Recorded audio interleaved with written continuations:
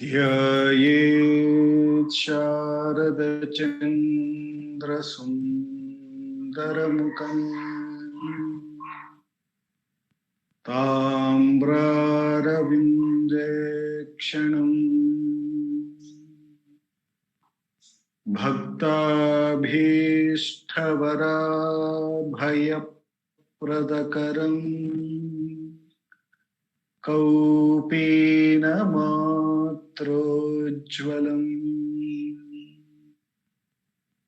स्वात्मानन्दरसानुभूतिविवशम् सर्वानवद्याङ्गकम् श्रीमन्तं श्रीरमणेश्वरं गुरुवरं योगासनाध्यासितं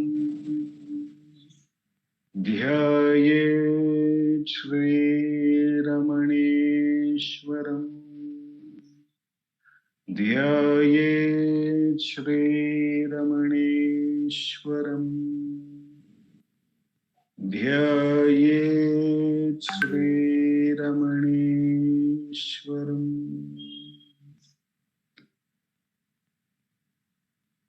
हृदयकुहरमध्ये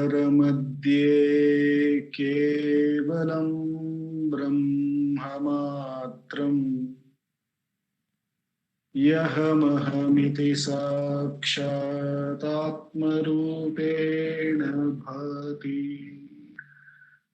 हृदि विषमनसा स्वं चिन्वतामज्जताव पवनचलनरोधा आत्मनिष्ठो भवत्वम्। नमो रमण. In this Friday evening satsang, we have been listening to Bhagavan's Upadesham, meditating on it, contemplating on it, and then have the Atma Vichara session, followed by Akka's talk on Ramana Gita on the same subject matter of Atma Vichara. How Atma Vichara has been addressed in Ramana Gita, which has been compiled by Ganapati Muni. After that, if there are any question and answers, we can take, me and Akka would take it. Then we conclude with the prayer. In the series of questions that we have been looking from the book Self-Enquiry 1900 to 1950, which is all the answers of Bhagavan on the subject matter of Atma Vichara, self-enquiry. These questions have been asked to him from 1900 to 1950, and the answers that have been given by Master have been all compiled into this beautiful book called Ramana Answers Self-Enquiry 1900 to 1950 by our founder, President, Sri A.R. Natarajanji. The series of questions we have been looking, we have reached question number 63, in which is a most beautiful question and answer. And the devotee asks Bhagavan, who am I? How is it to be found? Very beautiful question. This is why we are all here. Who am I? How is it to be found? Bhagavan answers, ask yourself the question. The body and its functions are not I. Going deeper, the mind and its functions are not I. The next step takes one to the question, where from do these thoughts arise? The thoughts are spontaneous, superficial, or analytical. They operate in intellect. Then, who is aware of them? the existence of thoughts, their clear conceptions, and their operations become evident to the individual. This enquiry leads us to the conclusion that the individuality of the person is operative as the perceiver of the existence of thoughts and of their sequence. This individuality is the ego, or people say, I. Enquiring further, the question arises, who is this I? Where from does it come? I was not aware in sleep. Simultaneously, with its rise, sleep changes to dream or wakefulness. But I am not concerned with dream just now. Who am I now in the wakeful state? If I originated from the sleep, then if I originated from sleep, then the I was covered up with ignorance. Such an ignorant I cannot be what the scriptures say or the wise ones affirm. I am beyond even sleep. I must be now and here and what I was all along in sleep and dream also, without the qualities of such states. I must therefore be the unqualified substratum underlying these three states. It's a beautiful marga Bhagavan takes of neti, neti, neti, by letting other things which are not the self, not the real I, by letting go that, he brings us to the real self. We'll start looking at it and contemplating on that. Ask yourself the question. I'll repeat Bhagavan's answer and we'll contemplate. Bhagavan, the question first put by the devotee is, who am I? How is it to be found? To which Bhagavan is answering, ask yourself the question, the body and its functions are not I. First is asking, you ask the question for yourself, and then he is saying, if you look at it, if you question it, you will see that the body and its functions are not I. A very simple exercise we can see, I might have done some work, and if it turns out to be wrong, then somebody may come and ask who did it, and I may very quickly say, I don't know, I didn't do it. So there is no sense of I or belongingness there. So therefore the body and its function we can probably just let go. Therefore the body and its functions are not I, not the real I. Even when I let go, the I is something separate. Even when I say it is I did it, then also it is separate. It's standing apart from it. Therefore, those body and its functions is not I. Then going deeper, the mind and its functions are not I. We can do that mentally also. We can put a thought, we can express one feeling, and then we may deny that we did ever express it. In fact, I was talking to one Mr. Murli, who is in front of Nandakumarji's house, and when we were going to Tiruvannamalai, I asked him, how did you come to the Ramana way or the Ramana path? He said, it is very interesting, sir. I was given credit for a job I did not do in one of the functions, and I happily accepted it. But after coming home, I felt very guilty, and I started contemplating how all this mind might be cheating me this way. And that's when the inquiry started for me. So many a times we see that only when we have problems, we turn to the self. But here is this blessed person That something which was very much credited to him, and Bhagavan made him inquire and reach towards the self. So we cannot say. Anyway, going into this question, going deeper, the mind and its functions are not I. Similarly, whatever the body does, whatever the mind does, we may claim that I have not done it. So therefore, it is not the I. The next steps takes us one to the question, where from do these thoughts arise? Then we should see, okay, all the thoughts in the mind, all of this, where from it arises. When the thoughts, because the thoughts are spontaneous, I wouldn't know what is my next thought. I will not know what will be my thought after 5 minutes. So these are coming spontaneously, they are coming up. So the thoughts are spontaneous, superficial, or analytical.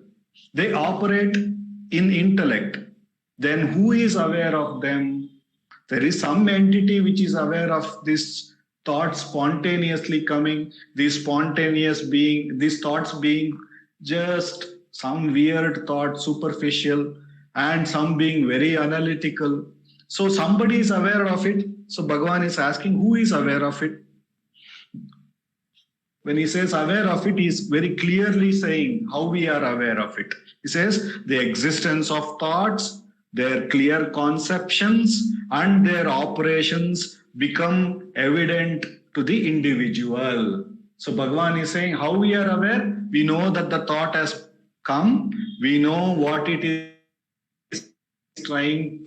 We know the meaning of it and how it is going to drive us into the operations. Everything we become aware. So Bhagavan is saying whoever is evident of this is the individual. Because in the sleep, when that individual is not there, there is no thought. So it becomes very clear, all this rising of the thoughts, its sustenance or its conceptions and its operation is all functioning on the I thought itself, which Bhagavan very beautifully, when we saw the last week, he says that in Upadesha Saram, he says, Vrittayastvaham vrittimashritah vrittayo mano vidyaham manaha vrittayastava. All these thoughts, aham vrittimashritah, is all dependent on the I thought. All the thoughts is dependent on the I thought. That is what we are seeing. It is only for the individual. The individual is that I. Vrittayo mano vidya aham manaha. So therefore, all thoughts are nothing but only ego. Is all I only. It's all the thoughts are only I only, because it has risen only after I. So it's all the forms of the I only. It is not different from the I. Usually, this clarity is very, very important. Often we think that the ego, whenever I claim I, then only it's egoistic. But Bhagavan is very clearly making it here that all thoughts are dependent on the I thought, and therefore these are all nothing but the I thought itself. So Bhagavan further goes, the enquiry that this individual, now we will see, this enquiry leads to the conclusion that the individuality of the person is operative as the perceiver of the existence of thoughts and of their sequence. So if we are seeing thoughts, if we are becoming aware of the sequence of thoughts, we should know that the ego is still functioning. It's the individuality is still retained. This is something we have to understand. Therefore, this individuality is the ego, or people say I. So Bhagavan is saying this individuality is the limitation. It is the ego. It is what we call as I. Bhagavan further takes, inquiring further, the question arises, who is this I? Where does it come? Then we should see that, okay, this I thought and all the other thoughts, okay, where from does it rise? So we have to go now to the source of even the I thought. Bhagavan says, this I was not aware of, so if you do a little inquiry, which Bhagavan is showing how to go further from there. He's saying this I was not aware in sleep. Simultaneously with its rise, sleep changed to dream or wakefulness. That means whenever the thoughts came up, when in the sleep there was no thought, whenever the thoughts came up, this I came up and it either became a dream or a wakeful state. Then he says, but I am not concerned with the dream just now. So we are now in the wakeful state. So he's saying, let us bring this inquiry now to the wakeful state. Who am I now in this wakeful state? If I originated from sleep, so just that's why Bhagavan says from the transition from sleep to waking is a beautiful time to inquire. Just before, a few minutes before, there was no I. There was absolutely nothing. And then suddenly the I started everything. I became this individual with a body, with a name, then the world, all thoughts, everything started. So Bhagavan is saying, if I originated from sleep, so he is taking us back to that stage just immediately of the sleep. Then he says, then the I was covered up with ignorance. Then we should know that in the state of sleep, before the wakeful state came, this I, this individuality, which we are talking about, was somehow covered up by some, it was not there. It was, because if it is a real, it should have been there even in the sleep, but it is not there.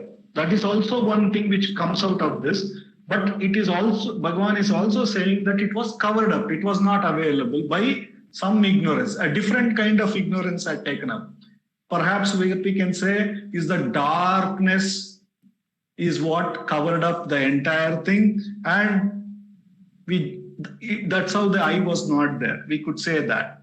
Such an ignorant I cannot be what the scriptures say or the wise one affirm. So therefore, this individuality to whom all these thoughts are all appearing, to whom it is available in the waking and in the dream, but not available or covered up in the sleep, cannot be what the scriptures or the Vedanta or all the great ones, the wise ones are talking about. This becomes clear. So when this becomes clear, we should know that all the thoughts and all these things which is there in the waking state, holding on to those thoughts as real and its contents and everything is not the path for the sadhaka that we are. So this becomes very clear. So Bhagavan says here, for such an ignorant I cannot be what the scriptures say or the wise one affirm. So I am beyond even sleep. Then it becomes clear there should be something which was there even in the sleep. There was something now which is there in the waking. There is something which is there in the dream, which was continuously there. Therefore, the Bhagavan says is, I am even beyond sleep. I must be now and here, and I was all along in sleep and dream also. There is some entity which was aware of a nice sleep, some entity which was the adhisthana for the dream, which is also now the adhisthana for the wakeful state. So that entity has not changed. That reality has not changed. Whereas this I, the individual and its thought, came and subsided, or changed its ways and behavior in a dream and subsided. And it became totally absent in sleep, but still that thing which was supporting all of this is there, which is transcendental of all the three states, Bhagavan is saying here, without the qualities of such states. So that's what he means. It is transcendental of waking. It doesn't have any of the waking properties. It doesn't have any of the dreaming properties. It doesn't have any of the sleeping properties also, because if it is there, if it was then it should have been there all the time. Therefore, since we are looking for the truth doesn't have any of these qualities, is what Bhagavan is saying. I must therefore be the unqualified substratum underlying these three states. See, every other thing we can qualify. We can say this is how it happens. The I thought rises, then all the thoughts come, it comes one after the other. We can say that in the waking. We can say that in this dream also there is a world, dream thoughts, dream. We can qualify all of them. Whereas the substratum which is there, we cannot qualify. It is always there. It's therefore it is the unqualified substratum. So it takes us that we are already that. It takes us that, makes us know that we are already that unqualified substratum now. That is the self that we are. So all other things when we let go or decide, when we say that these are not me, and that real mauna,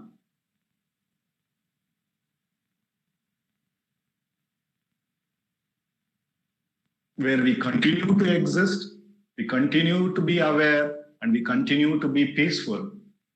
That substratum is the underlying these three states. And how does Bhagavan take us to that state? He asks us to inquire every thought. Because with the thought, the individuality has raised. He asks us to inquire to whom is this thought. And when we inquire to whom is this thought, the answer will come, it is for me. Therefore, Bhagavan brings our attention that the individuality has arisen, is kicking. He then asks us to diligently further inquire, who am I? And when we inquire who am I and go to that substratum, we are the very self. We get one with the self. The mind merges. The whole thing, all Kabalita Ghana Vishwarupa, Bhagavan says in the Arunachala Pancharatnam, I think. He says Kabalita Ghana Vishwarupa. The whole solid world is swallowed in that silence, in that pure awareness, or in that pure being. Everything is swallowed. Kabalita Ghana Vishwarupa Kiranavalya. In that fullness of awareness, or in the fullness, everything is swallowed, and then the substratum alone remains.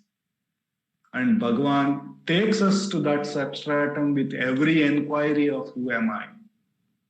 That we are seeing in Akka's Ramana Gita answer to Ganapati Muni's question. Bhagavan is saying, even with the question, who am I? We are taken to the goal. We are taken to the self. So and he asks us to only abide in the self. What Bhagavan says through Atma Vichara is remain as the self. That is the best. That is what is the Upadesham given by Bhagavan. And either we inquire every thought and get back to the self, or by his grace, when all the vasanas which causes the thoughts to rise are all nullified, and we see that we are that sahaja, we are that sahaja substratum, then also we are abiding in the self. Until that natural state becomes our sahaja, we should diligently keep inquiring every thought as to whom is this, and get back to the self. With the immense grace of Bhagavan, for the next Revati, we will keep it for 15 minutes because I have taken extra time now. The next 15 minutes, let us do Atma Vichara.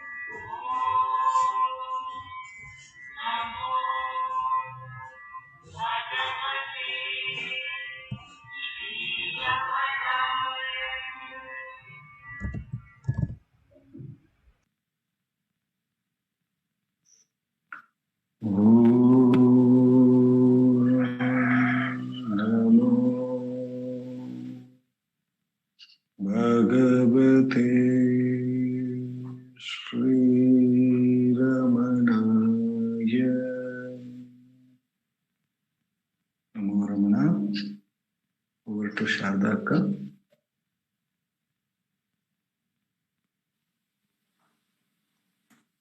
Namo Ramana. Prostrations to Ramana, shining as a self in all beings. By the immense grace of Ramana, who shines as a self and who is manifest as Ramana for our sakes. By the immense grace of Ramana, who is thus manifest in his form, in his name, and in his words, we are able to meditate upon his words and practice the teaching of self-inquiry. And we have been meditating through the verses of Ramana Gita. And the question posed by Ganapati Muni was the second question in the first chapter, posed by Ganapati Muni himself to Bhagavan, was, is it possible to attain liberation by simply discussing the scriptures? Kevalam Shastra Charchaiva. Just by discussing the scriptures, is it possible to become liberated? And Bhagavan had answered, Nasam siddhir vijignaso kevalam shastra charchaya. And we must note over here that what Muni is talking about is discussion of scriptures. He is not at all saying if we have any other discussion whether we can be liberated. So the question is actually limited only to discussion of scriptures, which means discussing the teachings, discussing the path. Discussing means, we said, externally talking with somebody or discussing within ourselves also. What is the scope of the discussion? It is only Shastra.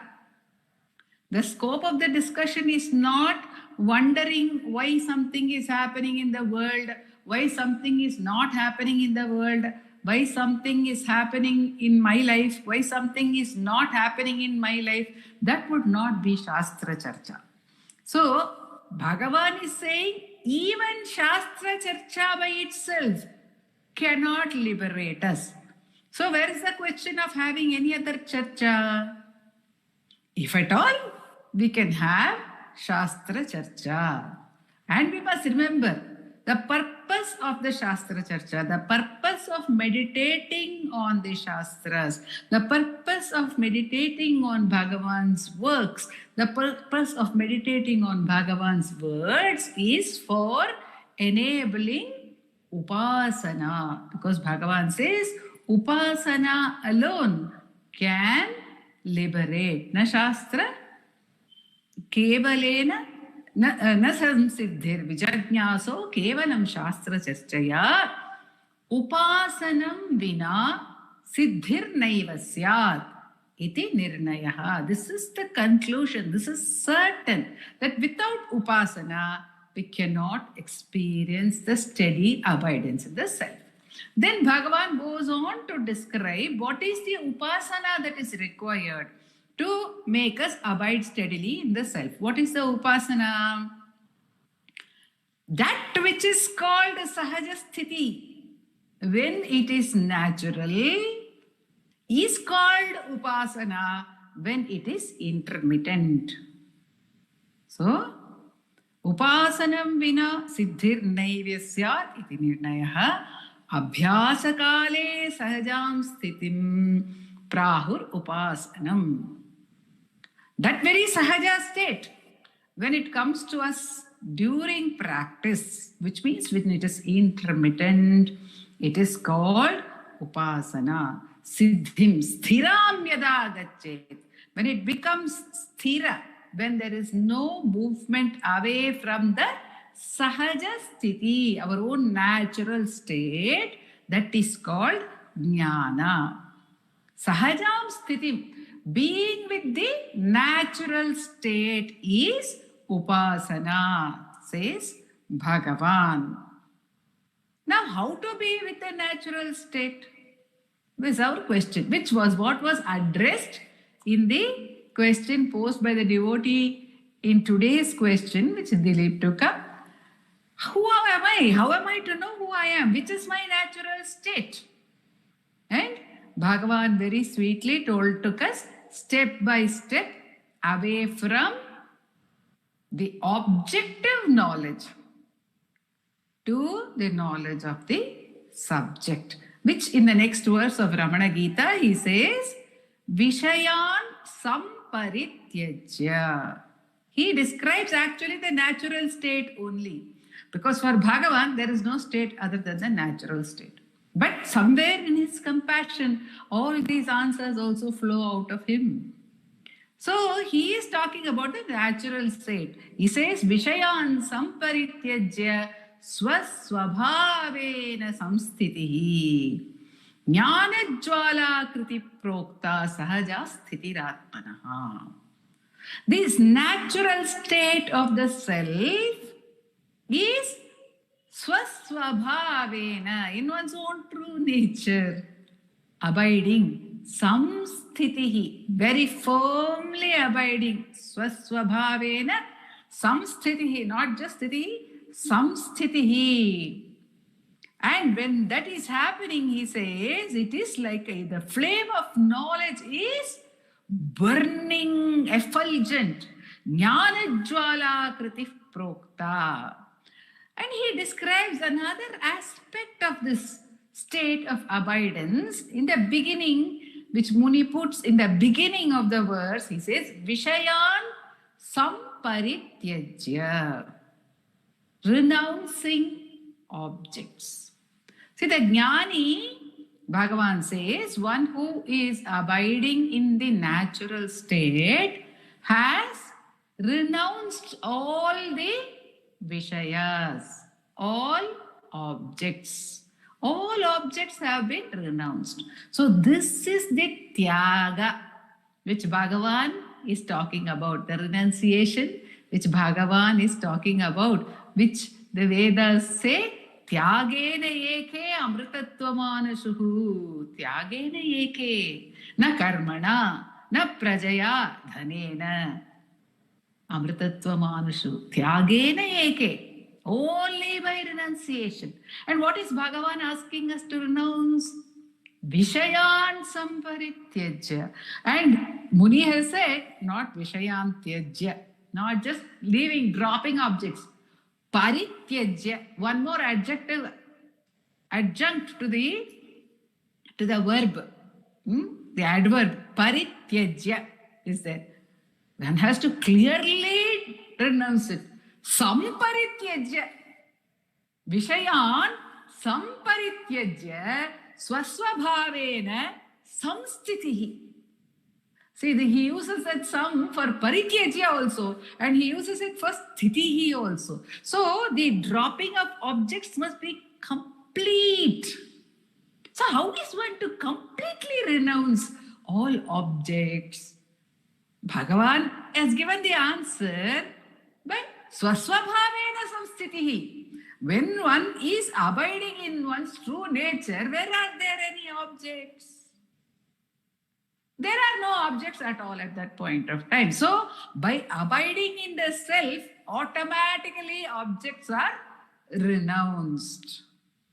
But what if an object arises? What if objective knowledge arises? As Dilip was saying, when the thought arises, when thought has arisen, Bhagavan says in his Ashtakam, in raham enum ninaivenil pira ondrum illai.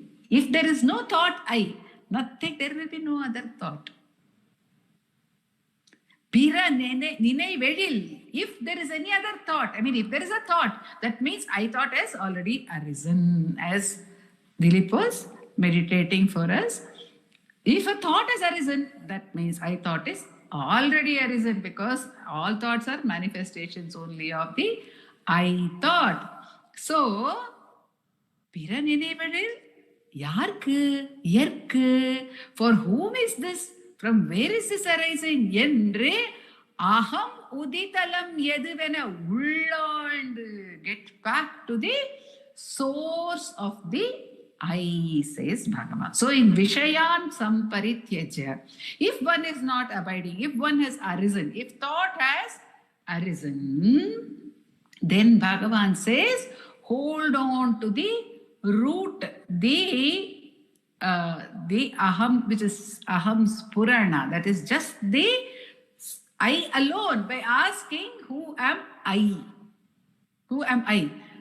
Instead of focusing on any of the other Vishayas, if the moment thought arises, if one asks oneself, who am I? Because, see, one has started the inquiry, one has turned within with the conviction that one is not this body.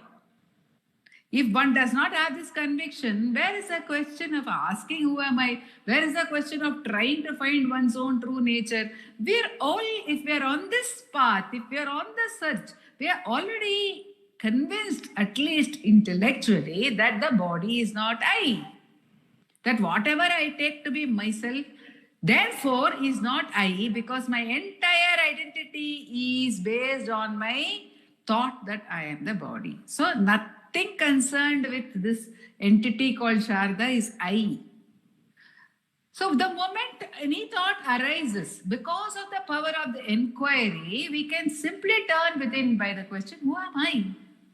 When I don't know who I am, when I don't have a real answer to who I am, or if I am not any of these things which I take myself to be, what is the meaning in any of the thoughts?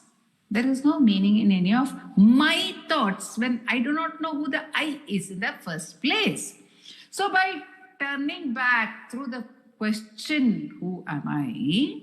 Again, the attention goes back to the I, the core of the I, which is aham ahamtaya, and then that would merge into the self, which is jnana jwalakriti, which is swaswabhava, which is sahaja sthiti, in which there is no duality whatsoever. So the Vishaya, even that Vishaya of aham will get absorbed.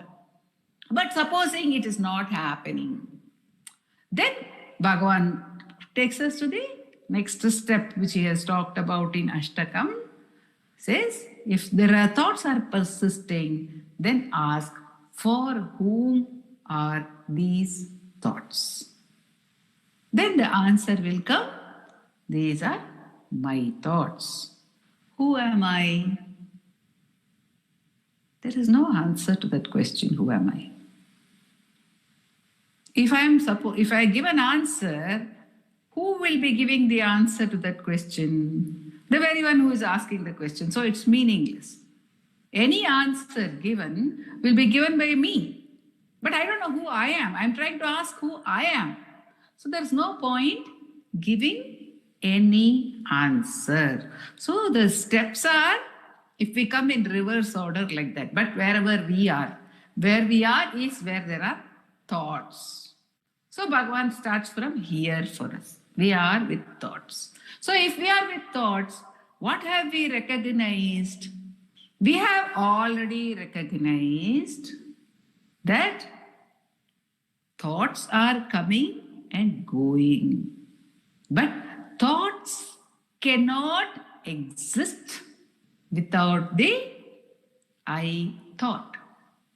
They are all my thoughts. So when we look at our own mind, what is happening? Bhagavan says, first you learn to do this samparityajya, to do this tyaga in your mind. Within yourself, you learn to do the tyaga during your inquiry. What happens when you sit down for inquiry and one thought arises, recognize this is a thought. Every experience which is happening in my mind is only a thought. Each and every experience. So I need not, actually I should not worry about any of the thoughts or any of the variety of thoughts, or I should not discriminate between one thought and another, saying this is a good thought, this is a bad thought, this is a strong thought, this is a weak thought, etc., etc., etc. No such demarcation, no such discrimination. Completely ready to recognize that all are thoughts, all are objects for me. I am having a thought. I am recognizing the presence of the thought. So it's an object for me. It is an object. So that Vishaya, the thought, which is a Vishaya, which is an object, I am ready to renounce as meaningless. Absolutely and utterly meaningless. Any thought, be it whatever thought it is, how does it matter? It is a thought. It is an object. It is not myself.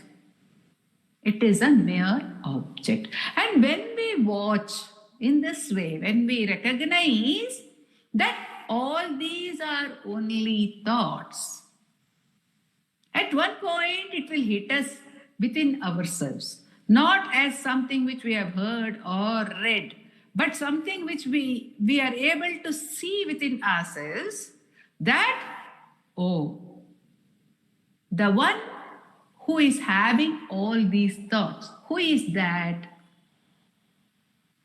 Who is that I? If I say I am a thinker, my existence is only in relation to thoughts. So long as I have thoughts, I am a thinker. I am the experiencer of that object. But when that object is not there, when the thought is not there, who am I?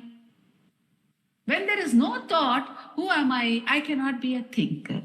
So the thinker is also a thought, the primary thought. That's why Bhagavan calls it the I thought. The thinker is not I.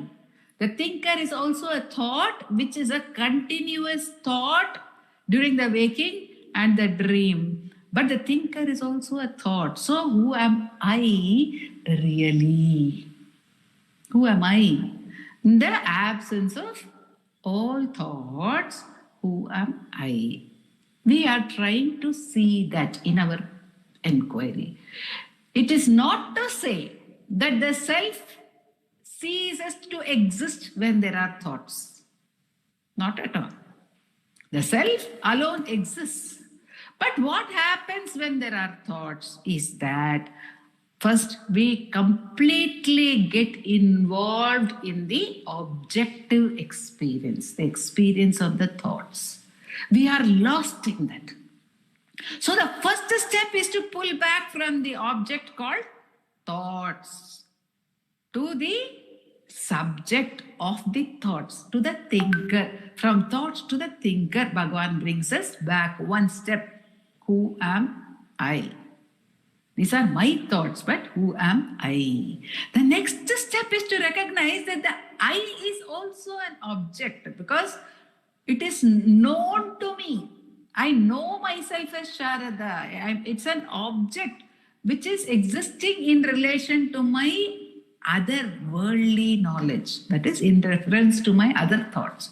So when I ask myself even deeper, when I try to go even deeper and ask who am I and stay with the I in the absence of thoughts, when I experience my own being, then I recognize for myself, I experience for myself that my existence is not dependent on thoughts.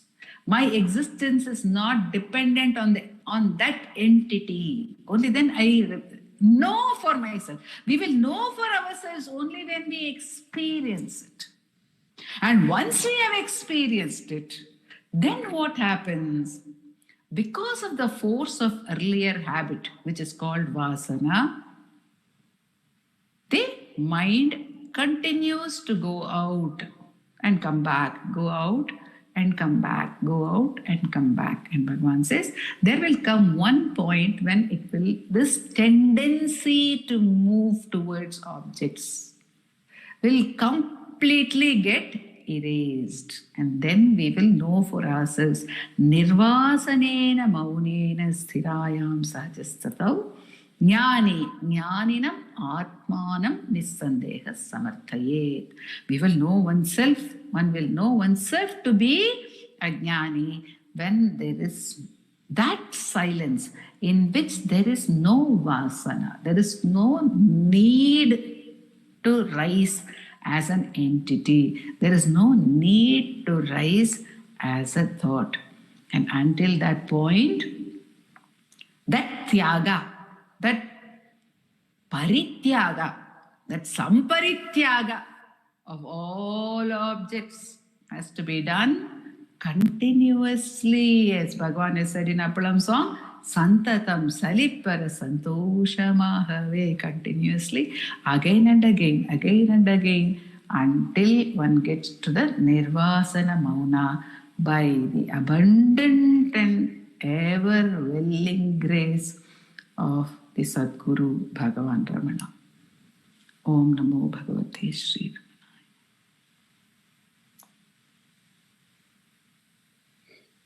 Thank you, Akka. Thank you, Ramana. No questions. Apara Satchit Sukhavariraše Yasyormimatram Bhuvanam Samastam Guhahitam Tam Ramanam Gabhiram Chintavihinam Hridi Chintayami Chintavihinam Hridi Chintayami. Namo Ramana. Namo Ramana. Sorry, I disturbed you.